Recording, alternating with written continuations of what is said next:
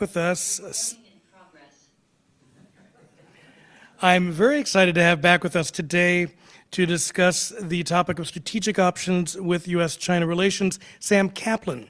If you've been coming to this series for a couple of years, you probably, I think it was 2 years ago, maybe 3 years ago. They do all kind of morph together after a while. But Sam spoke on U.S.-China relations. I have to say, in the 16 years I have been with this organization doing this program, I am pretty sure every year when I get the list of topics, we get one that says U.S.-China relations. They don't always say what it's going to be, but you can guarantee we're going to have a conversation about something with U.S. and China. Sam is the director of the Center of Excellence for Global Trade and Supply Chain Management up in Seattle, and he is the author of a really fantastic book called Challenging China, which is published by Tuttle. Which is interesting. I think of Tuttle as more of a Japanese culture publisher, but yeah, published in 2021 or 2022. 2021. Yeah, really, really fantastic book. In fact, he spoke for us on that book during the pandemic. And if you go to the WorldOregon YouTube page, you can find a link, and you can hear Sam talk about that book. So without further ado, I want to turn things over to Sam, and think of your questions throughout the program, and we will go around and we'll get them asked. Okay, thanks. Let's share the slides from the podium. Can you share the slides to the Zoom meeting, and then we'll just have that put up on the... I will do my best. So I just hit share, I take it? Yeah, go to the Zoom and say share, and then pick your slides. I can come help you, or Jim can if you need. There we are. Does that work? There we go. Let's see. All right, we're in good shape. Fantastic. Hi, everybody. Thanks for having me again. It's great to be down here. Portland's one of my favorite places. We come down here fairly often. My wife is actually with me, but not here in the audience. She's doing something more important, buying a new iPhone at the Apple store. So it shows you where I rank. So I'm supposed to talk about the U.S.-China relationship, and everybody wants to talk about relationships. The article that was sent out for this talk was titled U.S.-China Relations in the Trump Era, but the U.S.-China relationship is not the right frame for understanding what is happening. People are always talking about relationships in TV shows and movies and plays. You know, all hell might be breaking loose during the plot, but everyone wants to know what's going to happen to the two people in the movie or the play or the TV show. A couple weeks ago, my wife and I were arguing about what movie to watch. And so she was suggesting a bunch of relationship movies. I was looking for some heist and action movies, typical type of thing. Not to be stereotypical, but that's what we were doing. Finally, we settled on The Fall Guy. As you can see that here. That stars Ryan Gosling and Emily Blunt. It was supposed to be an action movie with a stunt guy dealing with a bunch of bad characters. But the main focus of the movie really turned out to be on Ryan Gosling and Emily Blunt themselves, and sort of like Jack and Diane and Cheers, or Sam and Diane and Cheers, seeing whether they were going to get back together again. So even though during the plot there's a lot of bad guys doing all sorts of stuff, but the movie producers and directors wanted us to concentrate on whether Emily Blunt and Ryan Gosling were going to get back together. And that's what a lot of people talk about with China and the United States, neither of whom are as nearly as beautiful as Ryan Gosling and Emily Blunt. But we're supposed to worry about whether China and the U.S. are going to get back together and ignore everything else around them. So I apologize. I'm going to touch on Emily Blunt and Ryan Gosling, or Romeo and Juliet, or Sam and Diane, or whatever we're going to call China and the United States. But I'm really going to focus on the greater world this relationship is taking place, the bigger picture. And yeah, go ahead. Before you launch into this, we're having a little issue with we're seeing your notes. Oh. Let me try and unshare and then reshare to something else here. It's like an extended display or a switch display or something to that effect over there. I think, let me just reshare. I think I know what to do here. Probably this one here. Let's see if that works. Nope, that still goes like that. Let's see if I can. There we go. There you go. You're good. Do you still see Yeah. your notes? Yeah, but nobody else does? Good. Good to go. Beautiful. Onward. No worries. So everyone wants to talk about relationships and IT. Those are the two things that we talk about in this world nowadays. So let's see if I get this slide to advance. There we go. this story is really Breaking Bad. You might remember that was about Walter White, a high school chemistry teacher who becomes a crime lord in the local methamphetamine drug trade. And he has to deal with the character Gus Fring, who you can see here on the slide. He's a high-level drug distributor. He has a cover as an owner of a fast food restaurant. Gus is cold and calculating. Both Gus and Walter have to deal with a larger mafia. And lots of characters in this show have to deal with the fallout of these two's actions and the mafia's reactions, which leads to a lot of death and misfortune for everybody involved. In the Breaking Bad world, there's been a breakdown in the rules. Who wins is determined by who is most powerful, most calculating, and most bold. And that's the world that we are all living in today. Just over a year ago, I wrote an article called The Third Man in Substack. In the article I wrote, we have transitioned from an era with two large countries acting as malevolent forces in the world. Today, there are three malevolent forces in the world: China, Russia, and unfortunately, in my opinion, the United States of America. The world was dangerous enough with China and Russia, but now that the United States is also a malevolent force, it's not clear how we fight off authoritarianism, economic hegemony, and the whims and muscles of large, powerful countries.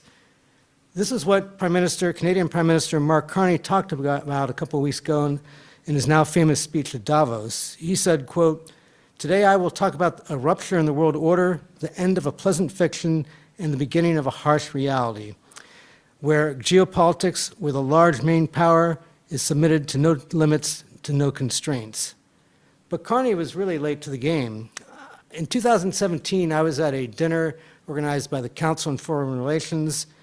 There was a vigorous discussion back then, this is just after the first Trump administration had begun, on whether the rules-based liberal international order was in trouble or not. After a while, I finally spoke up and said that the order is dead, and we better start figuring out how to replace it. Everyone there disagreed with me vehemently and dismissed me, and I was undoubtedly the least important person at that dinner. But I was also the only one who was not in denial. I think today still there's some people who are in denial, but Mark Carney isn't, and I think a lot more people are now beginning to come out of their denial.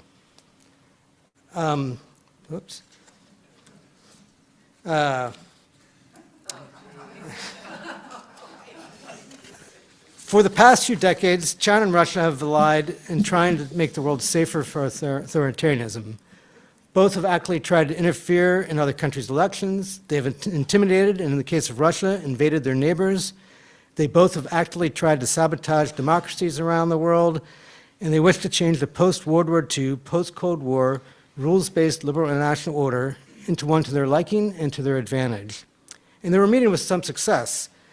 Then Trump in the first term kicked the rules-based liberal order off its pedestal, and in the second term, he smashed it to smithereens. There is no world order now. We're back to, and I've written about this many times, a 19th century world where the most powerful countries battle each other for influence, territory, and wealth.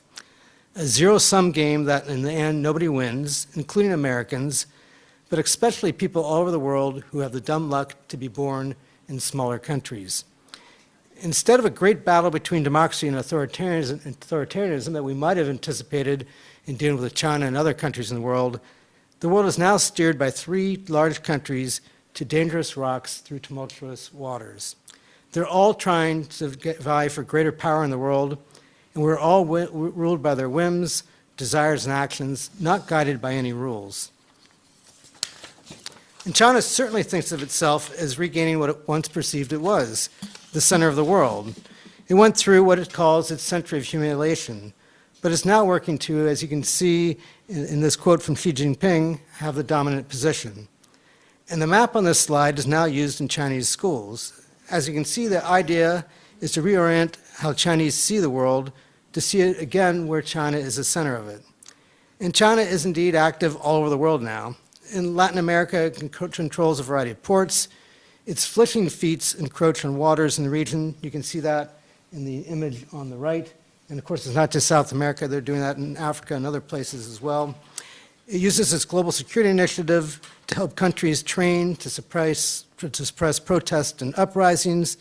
It exports surveillance technology and helps governments deploy it. China's starting to set up military bases around the world.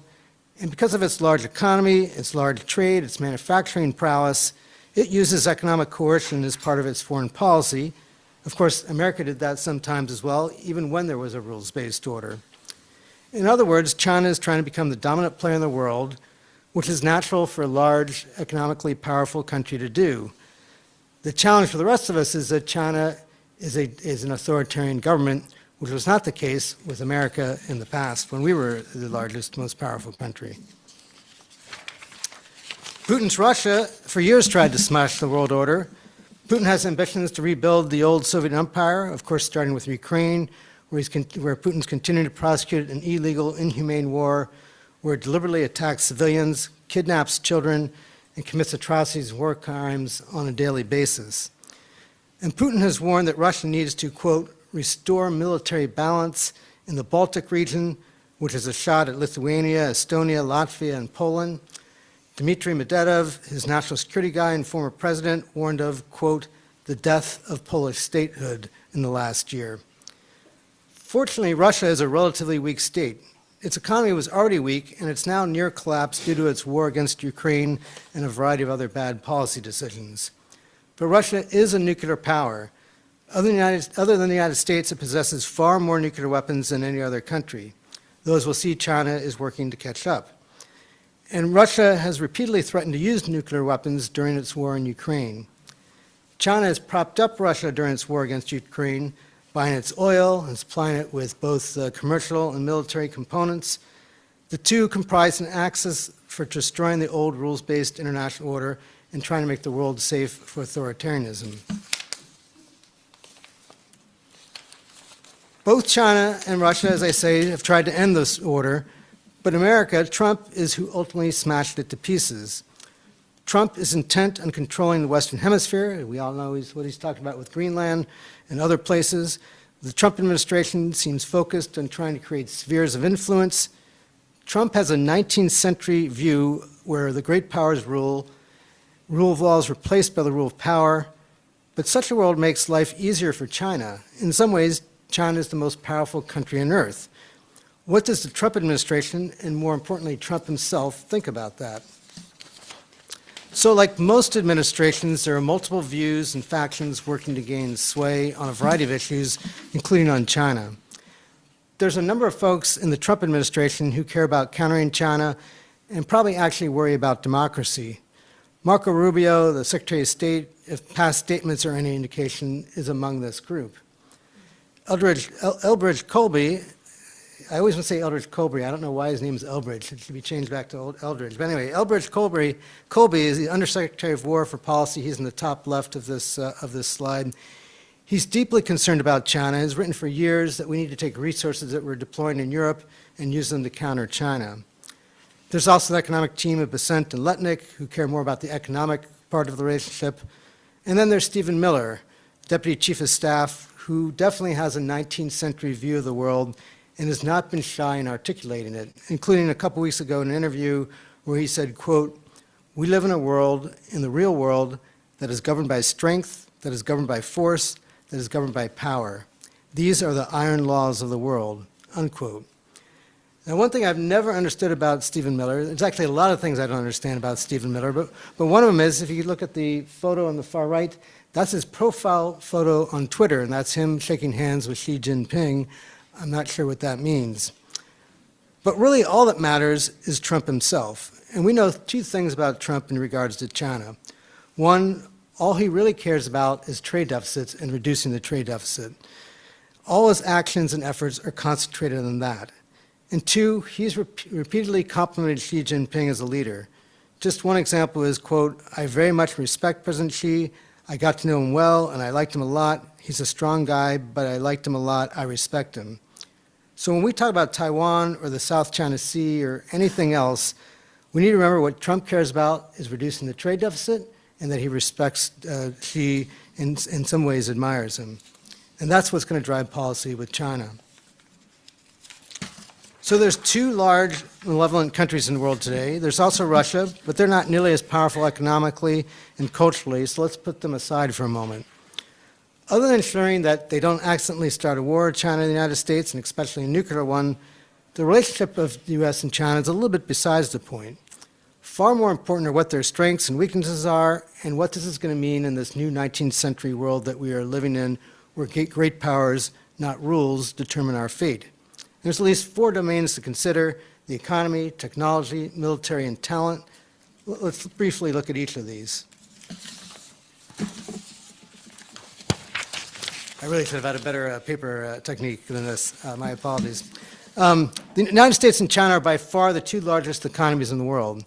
By nominal GDP, the United States is still the largest, but if you measure it by purchasing power parity GDP, China is the largest. And by nominal GDP, the 2 countries account for nearly 50% of world GDP, about 43%.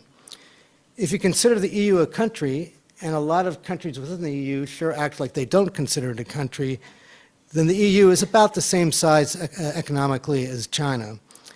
But if you put aside the EU, by far the United States and China are the 2 largest economies in the world. And China is by far the largest trading country in the world, accounting for around 18% of global trade. And that's a big change from the beginning of this century. The lower map in this slide shows who was the largest trading country with more countries in 2001 at the beginning of the century. The United States is in blue and China is in red. So as you can see, back then, America was a larger trading partner with many more countries than China it was.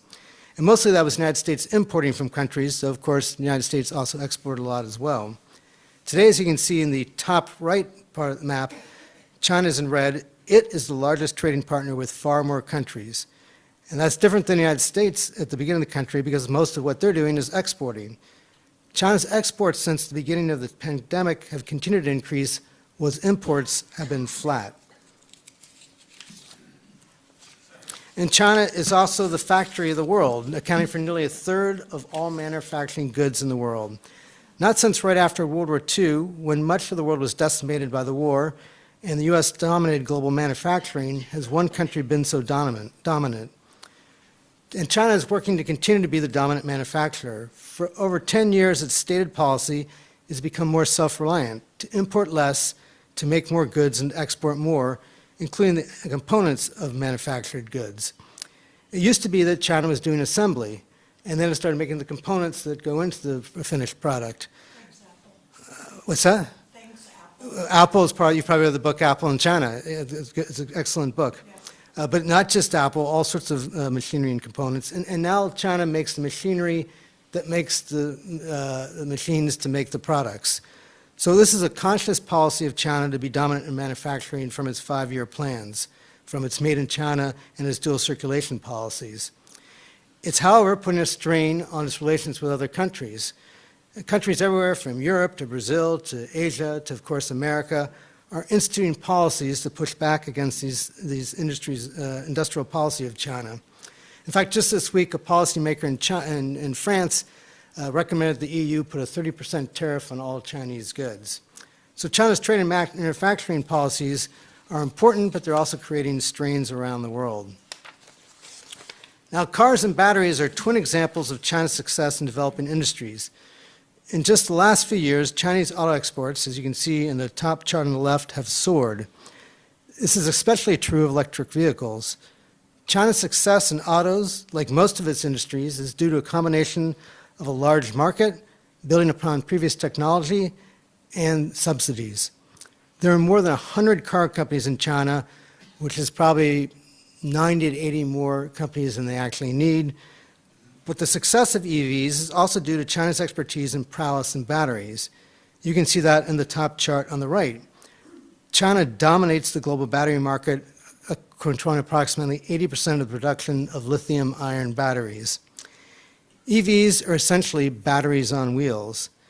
Thus, China makes the highest quality, lowest cost EVs in the world. As you can see in the chart in the bottom, the Chinese car company BYD has overtaken Ford in global sales. In fact, China's electrification of its economy is one of its great advantages. It also controls most of the production of solar panels.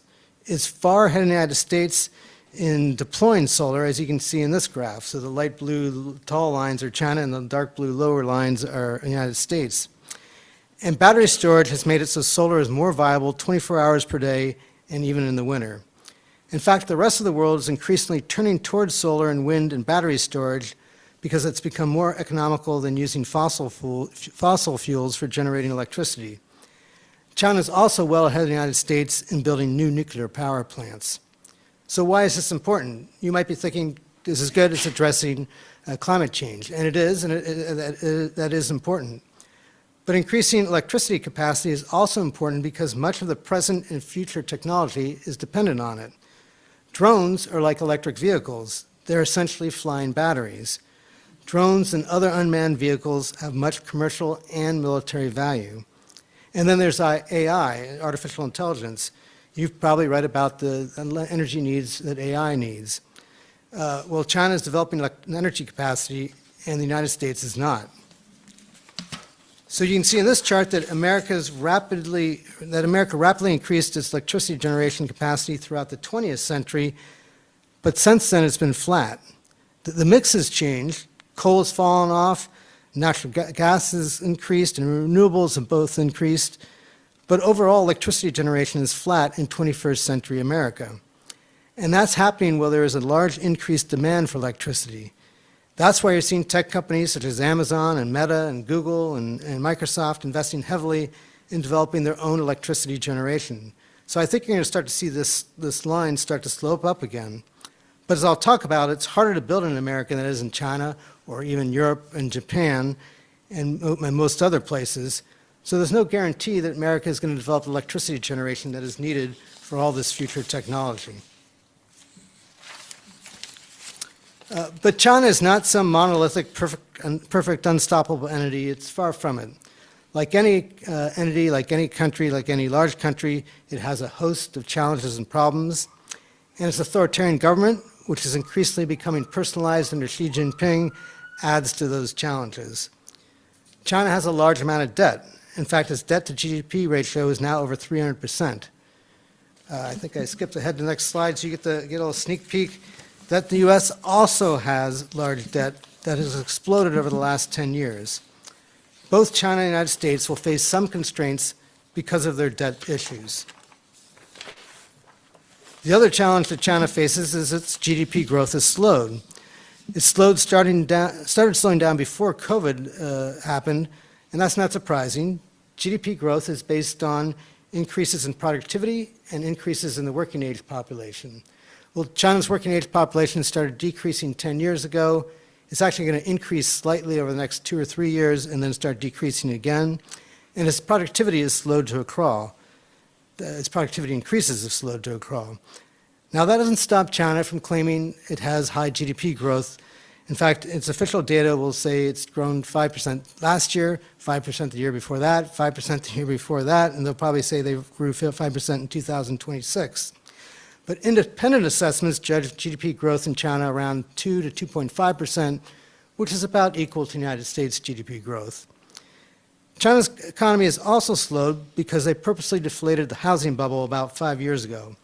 And it was smart to do that, but it takes a while for an economy to adjust from an over-reliance on housing. And China was over-reliant on housing. 5 years ago, housing accounted for about 40% of China's GDP. And housing and land sales is what provides revenue for local and provincial governments in China. Now they don't have that, they're facing big debt issues. China's manufacturing boom was partly driven by government policy to make China more self-reliant, but was also an effort to replace the GDP growth that was supplied by housing and land sales. Under the Biden administration's IRA and CHIPS Act, manufacturing construction spending increased, as you can see in this chart. But as you also can see in this chart, that spending has decreased in the last year due in part to tariffs. Around 50% of what the United States imports are components for finished manufactured goods. Those components have become more expensive in the last year thanks to tariffs. And consequently, there's less manufacturing happening in the United States.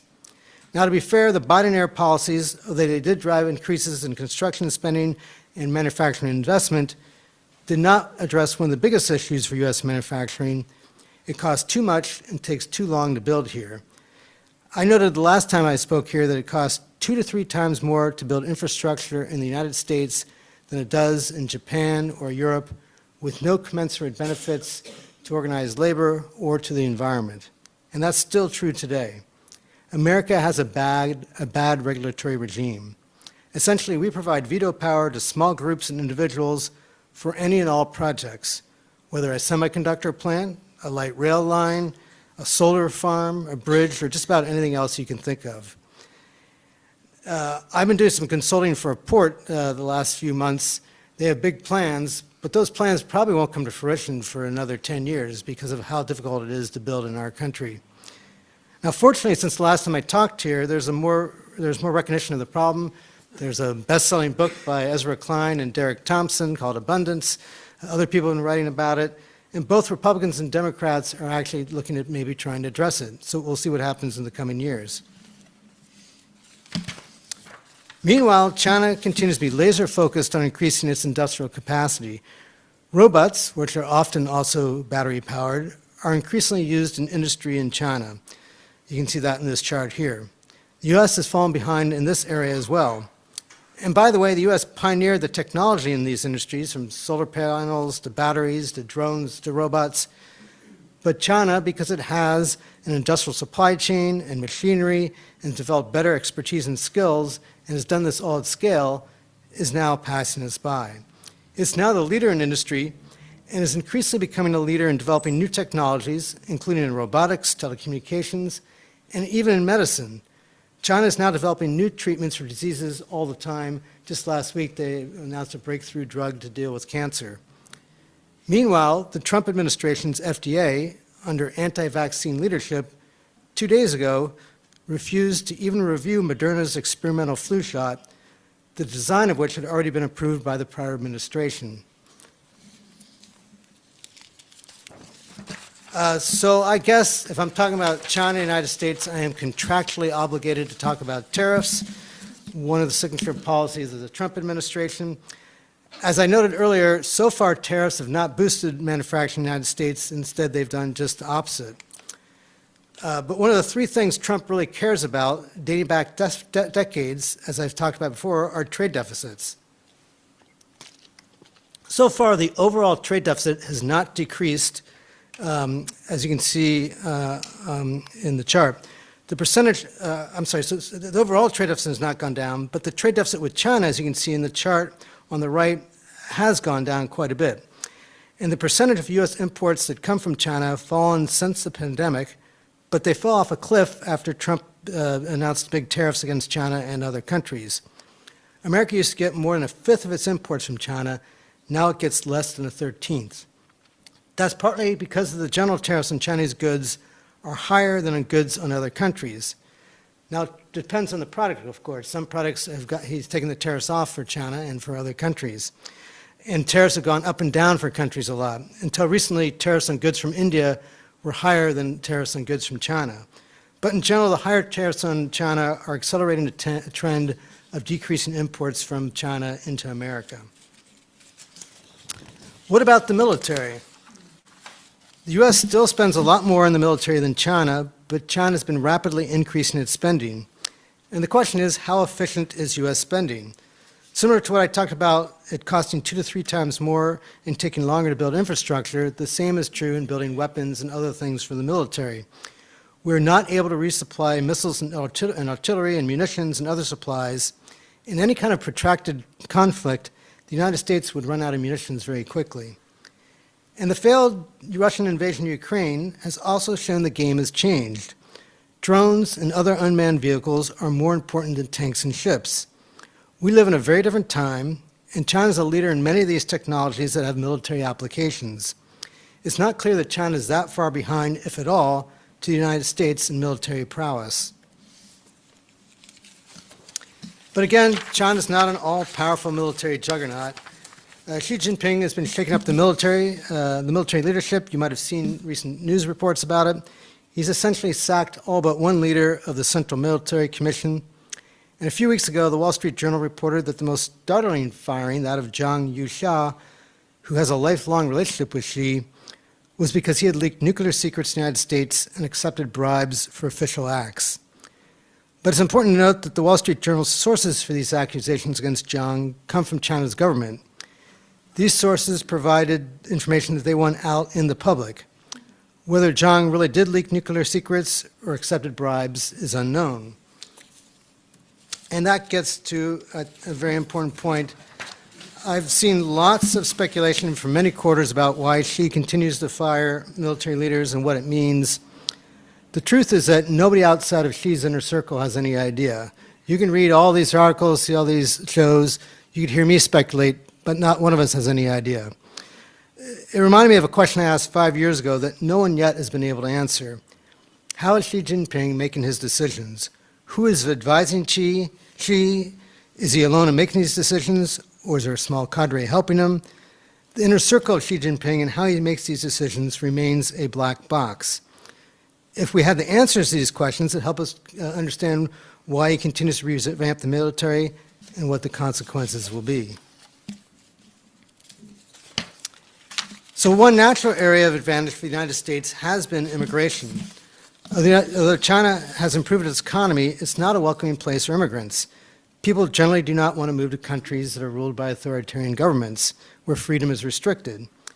The United States, on the other hand, had been a place where talent from all over the world has congregated. CEOs of tech companies, about 50% of the tech companies are immigrants or the children of immigrants. America's technology and economic success was driven on our being a place where talent wants to live and to work. So that had been a big advantage for America over China and over other parts of the world for that matter. But in 2025, as you can see in this chart, America saw net negative migration, and we're likely to see that over the next 3 years as well. And there's even been a few high-profile examples of Chinese researchers moving back to China from the United States to start doing their work there, including in artificial intelligence. The United States is a less hospitable place for talent from around the world, and this is going to have consequences. Plus, as we're talking about talent, we have to remember China is about 4 times the size of the United States in population. They have more talent to draw on. To compete with China, the United States has to attract talent, and that had been our largest comparative advantage in the world by far for decades and decades. But we have given away this advantage in this new era. The destruction of the old rules-based liberal international order occurred as democracy's brand was tarnished. China's economic rise, while staying authoritarian, was a break from other countries who grew economically and alongside that then liberalized politically. Think about places like South Korea and Taiwan. They reached a certain GDP per capita in their economic growth, and then they started liberalizing politically and becoming democracies. China did the opposite. It's become more authoritarian even after growing economically. So a casual observer could look around the world and believe that maybe it's better to have an authoritarian government to be successful. And indeed, as you can see in the chart on the left, there's been a backsliding in democracy in the world over the last 20 years. But it's not true that authoritarian governments perform better than democracies. A research paper finds that, quote, institutionalized authoritarian regimes grow economically about the same rate as the democracies do. But wouldn't you rather live in a place that has the same economic growth but also have freedom? In addition, those so-called institutionalized regimes often turn into personalized dictatorships. Personalized dictatorships, the same paper found, grow more slowly economically than do democracies. And that's what's happened in China. Xi has turned the country into a personalized dictatorship. And this is not just bad luck, it's baked into often to what happens to authoritarian forms of government. So I can't believe I have to say this out loud, but in the current era, I feel obligated to. It is better to live under democracy than under authoritarian government. The other thing I have to always remind myself is that all of this is so recent. The modern world is, well, modern. Sustained economic growth, social welfare systems, high quality of life, democracy, it's all pretty new. For millennia, human lives were indeed short, nasty, and brutish. There was no rule of law. Instead, there was a rule of hereditary kings or generals or others with dominant power. The website Our World in Data documents how recent most democracies are. About half the world's governments currently are democracies. And of the democracies, many of them are fairly new. Most democracies are less than a generation old. 20 of them are younger than 18. As World in Data puts it, not older than a child. There's only 7 countries that have had democracies for a long time. Let's see if you know them. Canada, Iceland, Ireland, New Zealand, Sweden, the United Kingdom, and our United States of America. So the Beastie Boys almost got it right. You've got to fight for your right to form parties of similar political thought that run for elections. It's not as sexy as you've got to fight for your right to party, and unfortunately it's a right that's increasingly at risk.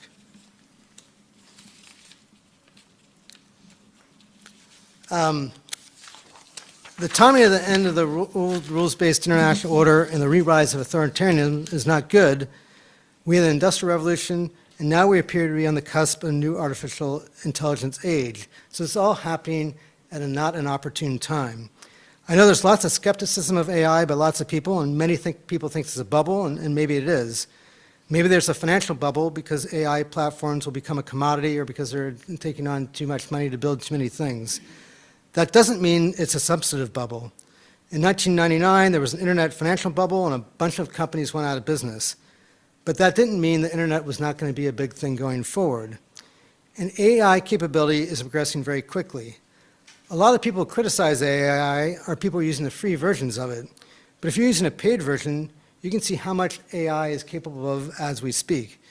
If you don't believe me, talk to people in the AI industry who can tell you what's actually happening.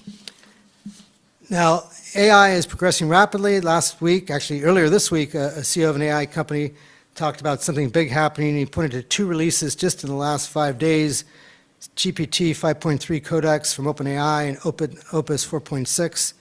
And AI is certainly already starting to transform some work, some legal work, financial analysis, medical analysis. AI scans for breast cancer and tuberculosis better than humans do at a higher rate of accuracy. We've probably all used it for writing and software engineering. A year ago, AI could barely write a few lines of code without errors. Now it writes hundreds of thousands of lines that work correctly. And a number of coders in the last few weeks have talked about how it's transforming their work. And I'm not a coder at all, but I used it earlier this week to create a complicated website that tracks the history of humans just using OpenAI's Codex. And I used AI earlier this week as well for a China business idea I have. And stay tuned on that. I can maybe make you a lot of money, but we'll see if this AI can actually work. Now, the constraining factors like to be human adoption, governments, and infrastructure. And maybe AI progress will plateau to where it is. But AI is likely to be highly disruptive in the coming months and years, and it'll likely bring lots of benefits to humanity, but it'll also be highly disruptive. Dealing with these challenges would not have been easy in any era, but it's especially worrying that it's happening now when there's no world order, when decisions are determined by which countries are most powerful. So a couple of weeks ago, I was listening to a podcast, and they were discussing the end of the rules-based international order and what comes next, right up my alley. The host and guest talked a lot about China and Europe, the United States, but conspicuously absent in their analysis was the most populous country in the world, with the 5th largest economy and one of the 10 largest militaries. I'm speaking of India, of course. China, is my estimation, is the most powerful country in the world at the moment. The U.S. is the 2nd most powerful country. But India, meanwhile, is steadily reforming its large bureaucracy, growing its economy, and building alliances around the world. And most recently, India completed a trade agreement with the European Union.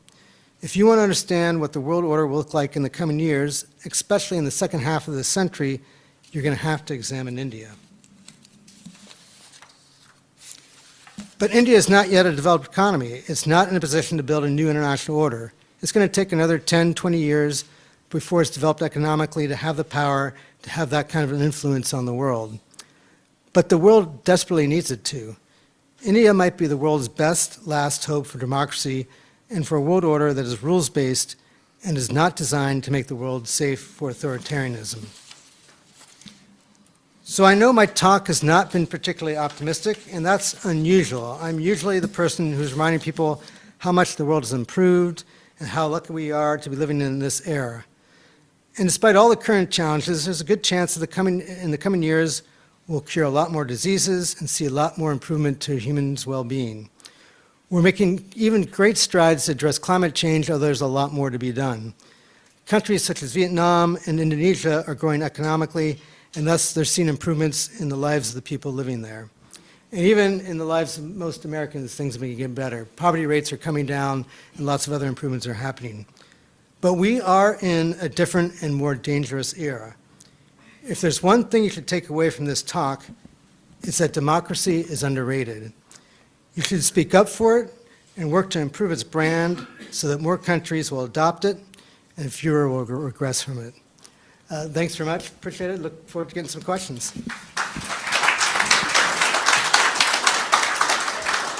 Okay. So as I said earlier, remember that questions need to be on the mic. And just a little reminder that we are a nonpartisan, nonprofit educational organization. So we don't censor our esteemed and wonderful speakers, nor do we censor the people in the room. And we do, in fact, encourage the support and the discussion of complex ideas. And it is really good to learn to agree and disagree with one another in a civil way. So thank you all for taking part in that. And you mentioned I was going to ask the question, but you brought it up, the military purge. So Zhang, who was part of that purge, was one of perhaps dozens, if not even more, top commanders. Zhang was also one of the key sort of risk assessors around Taiwan and with Beijing and Kremlin conversations. So at the same time, we also saw our government accusing China of doing nuclear tests at the same time that we're trying to restart. What's the choose your own adventure that you see happening with regard to diplomacy, military, and Taiwan with this very sudden change? And just to complicate the question more, the Schrodinger's box you showed, I think that same question of who is informing, who's making the decisions could also be said from this side of the pond. And do you think that is also adding to the complexity? Yeah, that's a great question. I was in Taiwan in November, and if you have not been there, a wonderful place to go. I've been there a number of times, but my wife had never been there, so we went there on vacation. Taipei is one of the great food-eating cities of the world, so I highly encourage you to go there and eat a lot, as we did. And it's a great question in terms of the revamping of the military that she's been doing, what that's going to mean for possible attacks or other incursions on Taiwan. I believe it was earlier this week or maybe a week ago, a Chinese military plane did a very dangerous maneuver around a Taiwan plane, which was, it's irresponsible to do that. You can cost lives doing that. But we're probably going to see that kind of thing more and more. The difficult answer is that, nobody knows what China's plans are for Taiwan in terms of when they would do something. We know that he has repeatedly said that he wants to take care of the Taiwan issue, as he phrases it. I would guess, but it's only a guess, that China will use everything short of invasion first. They will try to use intelligence in Taiwan, try and unsettle Taiwan, try and screw up the politics of Taiwan. The KMT, who's doing well in the Parliament of Taiwan but doesn't have the presidency currently, they have been talking to China more, and they just voted down using money to buy weapons from the United States. So I think China will try and continue to interfere in Taiwan's politics to try and get Taiwan to do what they want so they don't have to use a military invasion. But if that doesn't work, I think they'll continue to try and intimidate Taiwan, and I think they probably would be willing to do a blockade of Taiwan. They would do all of that, I think, before they try to invade the country, because that is a dangerous thing to do. They saw Russia, very different situation on land rather than trying to do an amphibious invasion. But still, they saw Russia essentially fail in taking over Ukraine. In fact, Russia in the last few days has had to retreat from some territory. A lot of the news will talk about Russia's inevitably going to win Ukraine. I don't think we know that at all. I don't know who's going to win between Russia and Ukraine, but it's not decided yet. And so it'd be very risky for Xi Jinping to have China invade Taiwan. He just got rid of basically 6 of the 7 members of the China Military Commission. There's one guy left, so they need a room much smaller than this to meet to decide stuff. But again, we don't know who is giving Xi advice on this. We don't know how much Zhang was before he was sacked. We don't know how much this final guy, this poor schmuck who's still in the military commission. We don't know who else outside the military commission is giving advice. We don't. It's a black box. We don't know how those decisions are being made. And you're right. There's a little bit of a uncertainty here who's giving Trump advice, but it's not a black box at all. We have, you can go to all sorts of newspapers and magazines and other publications and read about what's happening. It can be unsettling to read about maybe how the decisions are being made, and there's been some sense that the last person in the room with Trump, that person will have the greatest sway, which isn't always, depending on who's the last person in the room with him, that's not necessarily the greatest thing.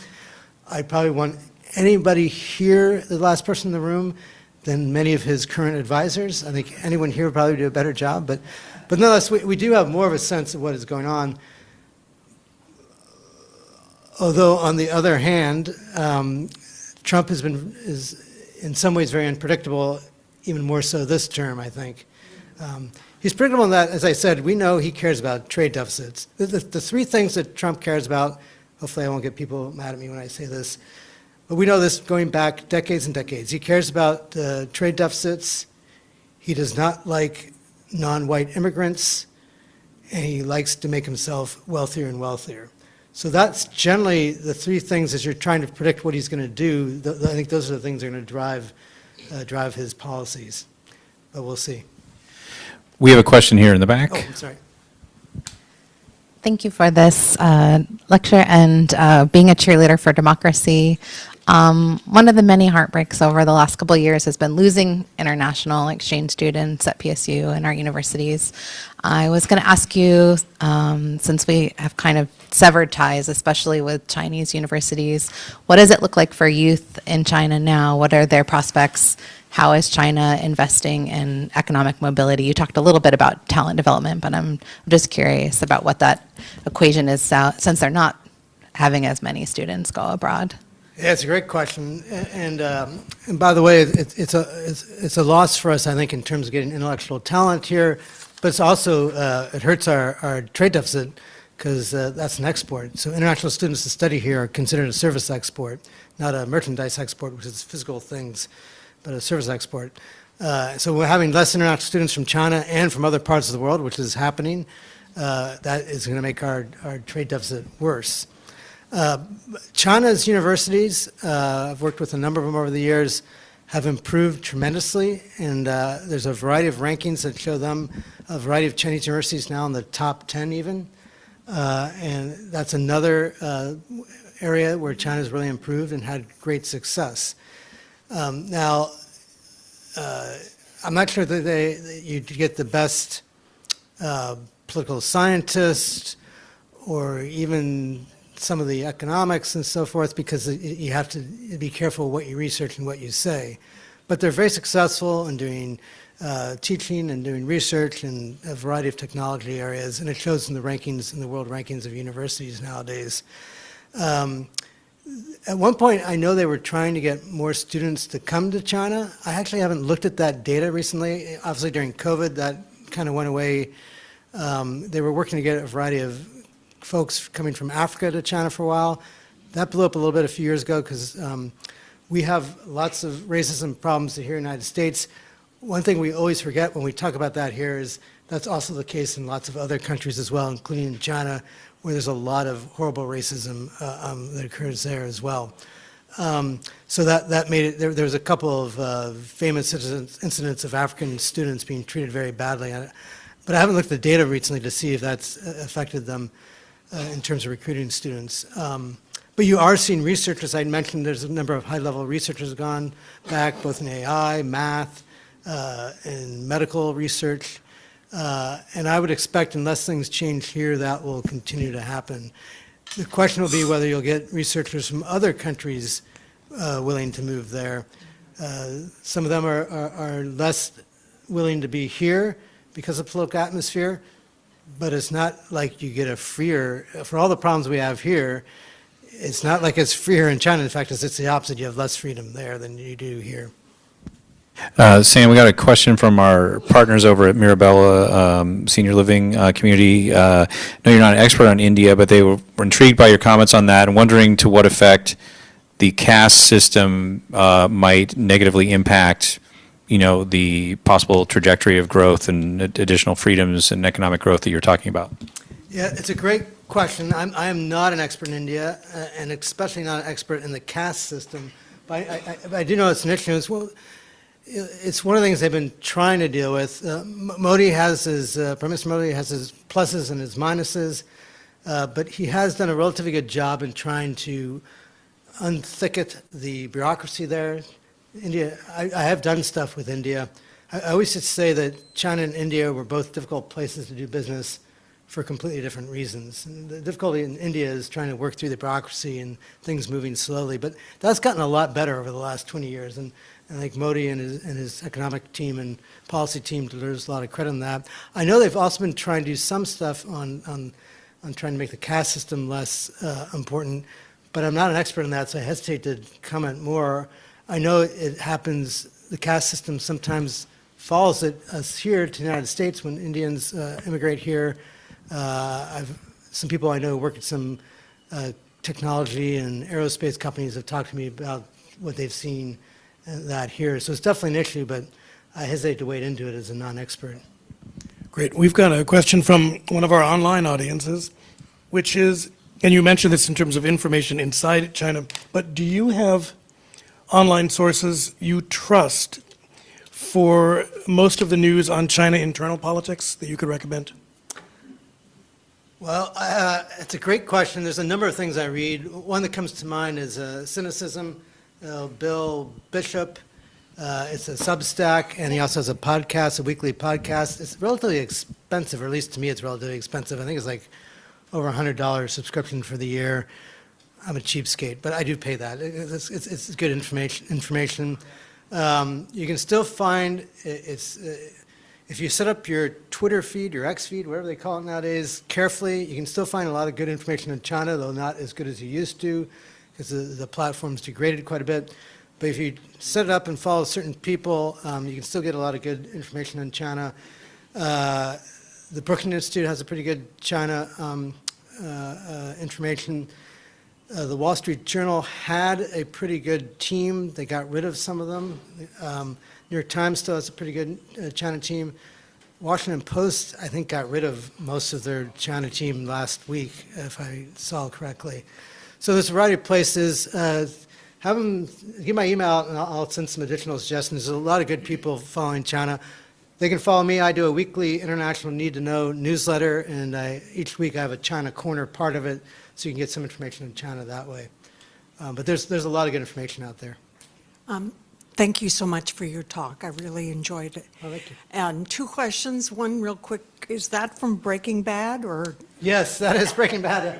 Yeah, his outfit I couldn't place. That's Walter White, and that's Yeah. Gus Fring, yeah. I don't know if anyone's seen that show, but yeah. Yeah, thank you for that. Also, this is just, I had trouble following. You briefly were referring to the difficulty of manufacturing or building in America. Yes. So as I said, it costs 2 to 3 times more and takes longer to build infrastructure in America than it does in Europe or Japan, with no commensurate benefits to labor or to the environment. And it's because of the way our environmental regulations work. So we essentially have set it up so a single person like myself or a small group can have veto power on just about any project. And ironically, this is not just true like for a bridge or if we're doing stuff I-5 or a semiconductor plant, but for solar farms, for wind farms, for things that you're trying to use to address climate change, our environmental regulation makes it take way too long and cost way too much to build.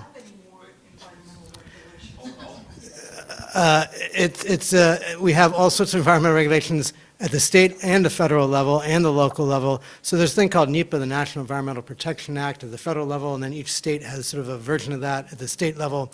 We have to do environmental assessments that will take 3 to 4 years and cost huge amounts of money, and then people can do protests against them, and makes it take even longer. And this is not to say we don't need environmental protection. We do. But in Europe and Japan, they don't have that veto system where one person or a small group of people can veto something like that.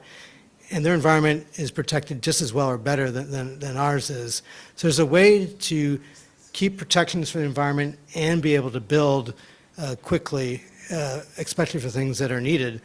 Again, we should be trying to build as much solar and battery.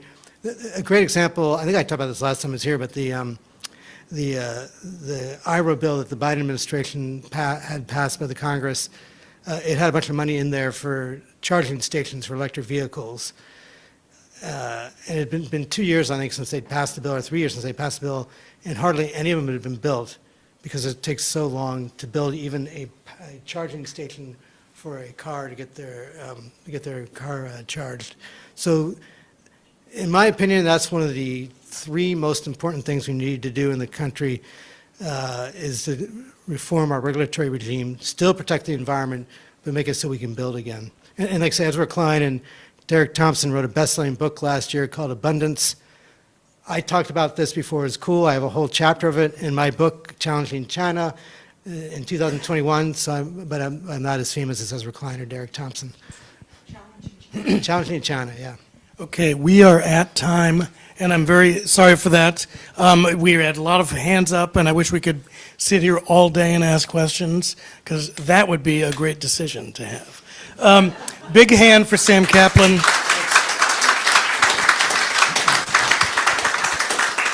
It is so gratifying year in, year out, week in, week out, to be able to do these programs, to have you come back, regardless of the topic, because this is a great community to do this in. And there is nothing more inspiring to me than curiosity and a willingness to jump into the deep end on these complex issues. So give yourselves a hand, and we will see you next week.